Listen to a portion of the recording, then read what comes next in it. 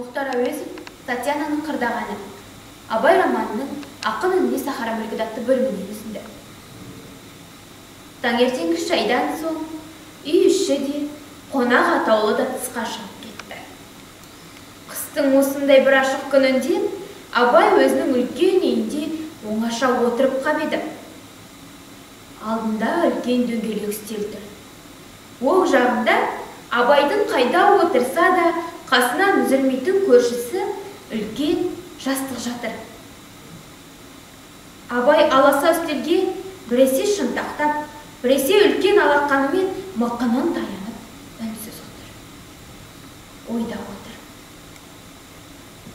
Ішінде ой шырағы жанғандай боп, салмақпен қараған көздері анда-санда қарсыдағы терезеге қадалады. Күн түсіп тұрған қарлы адырға ұзақ-ұзақ қарай түседі. Өзінше бір мығым күшпен, ұғымсыз бір мұңмен жұмырлана бөгілген төбелер.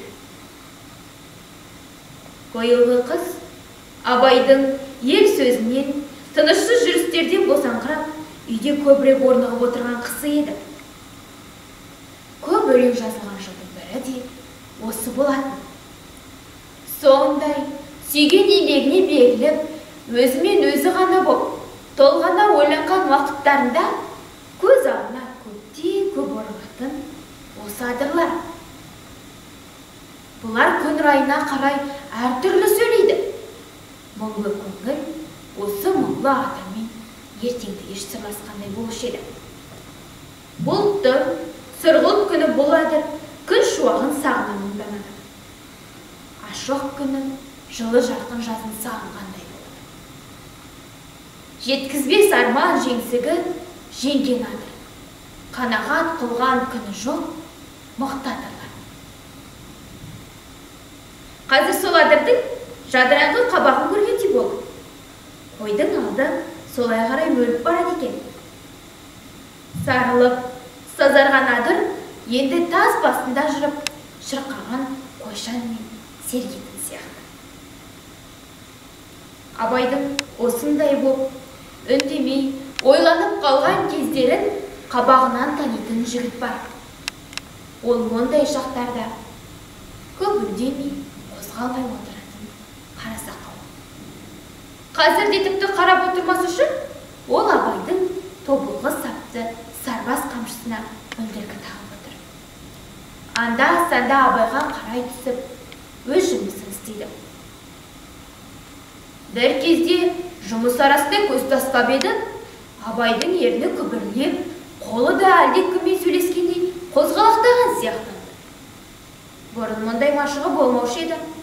Биылғы қыс жалғыз отырған шақтарында анда-санда осылай ететін бір әдет пайда болды. Қарасақау біледі, осындай күйдің артынан Абай көбінесе қағаз, қарындаш алғызады.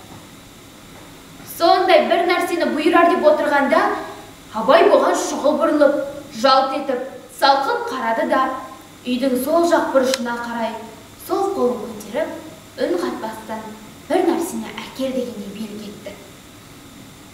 Қарасақал не керек қылғанын түсінді де, шапшаң тұрып барып, үстелдің үстіне көнелеу боп қалған екі үлкен кітапты әкеп қойды. Абай бір кітаптың бетін ашып, өзіне керек жерін тапты да, оқымай сол беттерге қарап, шалқайыңқырап, біраз бөліп отырып қалды. Көзі бұл беттерден басқа ана жатқан екінші кітапқа да түсе береді. Бұл екі кітап, бұл ауылдың, бұл өлкенің, Абайдан басқа барлық жанына тілі де, мазмұны да ұғымсыз кітаптар. Бір Абайдың ғана көңіліне әрі ұғымды, әрі құрметті боп алған алыс дүние, алыс заманның екі ақынның кітаптары. Ол жатқан Пушкин мен Лермонтов. Екеуі де мұның ата-бабасы кешкен өмір соқпағынан мүлде басқаша боп өткен жатыр. Бұлар жүрген орындардан да әлде қайда алыстап өткендер. Қазақша есеп қып айтса, олар да баяғының адам. Бірақ сол қалпында осы қыстың ішінде бұл екеуі абайға біртүрлі жақын сияқтанып, жыл ұшырағандай болды. Бөтен дүниеден, бөтен тілмен кеп, бұған сырларын ашқан, мұңдарын шаққан егіздер сияқты болады. Сен де біздей саналы мұңлысың дегендей болады. Осылармен танысып табысқалы Құранда, Аллаярда, тіпті Науайларда сыртта қалды. Кейбір намаз қойдындар кәрілер, яшала сопы молдалар Абай үйіне қонып отырып, Абай бос кітаптарды күндегі машығы бойынша алысқанда іштерінен ырза боп, шариғат жайын оқып отырады екен ау бұл кісі, деп кейде біріне бірі, әлде аруақтарға Құран қатып болып жатыр ма екен? Молдаға аудартпай өзі оқиды, оның сауабы мол ғой, десетін. Бірақ кітап теріс жағынан ашылып, суретті беттері көрінгенде жаңа әр қарпы ереуілдеп тұратын араб жазуынан басқарақ. Біркелкі жылып аққан орыс жазуын көргенде әлгі адамдар іштерінен сұқтанып, жымдай тынатын. Абаймен арбаса жүрген кейбір жуандар болса, сарттай бере. Бұл теріс оқуды неге сонша қадалып оқиды екені? Десіп кеп. Бұ да бір асқандық қой. Қазаққа істеген қыры ғой. Мен ұлыққа сендерден жақынмын деп отырғанын көрмеймісің? Деп те кетсетін.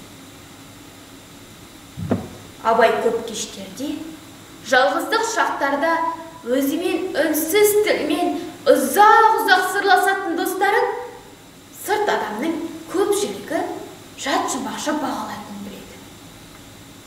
Бірақ оны елеп, ескерген емес. Өткен жат. Бірақ мұндай өлім де мәңгі бақи өлместей боп, кейінгі дүниеге өз аттарын ұмытпауды уағыз етіп кеткендер. Өзгеден жер үстінде қалатын белгі томпайған көр. Әуелде сол жер бетінде томпайған бос топырақ мезгіл сайын шөгіп, ақырында жермен жер боп тапталады. Сол жер болумен қатар адам аты да өшеді. Мәңгілікке жұтылады. О да бітеді. Мыналар сол жер бетте қалған белгіні тану етіп, мәңгі мықты беріктікке бекітіп кеткендер. Олар анау көрініп тұрған екі ақшоқы биігіндей. Абай күрсініп кеп, туған еліңде, отаныңда өнер білім болғаны қандай сый болар еді. Әлденеше ағарған буындардан қалып келе жатқан қазыналар болып, соны сақтаған асыл сандығы болса арман бар ма? Дейді. Бұл екі ақын Абайға әр кезде туысқан аға інідей боп көрініп қалады. Сол аға інідей деген теңеу бұл екі атты Абайға өз ортасы, өз айналасындағы адамның арасында етіп бір көрсетті. Басында ақылымен ашу шарпысып кеп, кезек жеңсіп барып, шерлік көргіш боп алып, соңында кемел ой жеңсе де, тыналмай жанған аға бар. Сол ағаның дертін көріп, тынғаннан не тауып ектеп, ашу мен ызасына бой ұрып өлген аны бар. Сол аға Пушкин, сол үні Лермонтов. Кейінгі ұрпаққа барлық заман, барлық ел, бар қауымдағы шерлерге атой салып, өмірлері шырақшы жанып өткен аға іні. Абай күрсініп кеп Татьяна хатына алды. Неткен айтқыш тіл, тіл емес жүректің лебі, гүрілдеп соққан ырғағы. Неткен нәзік тереңдік. Дей отырып, кітап бетіне көзі тайқи бере. Ғашықтың тілі тілсіз тіл, көзбен көр де, ішпен біл, деді.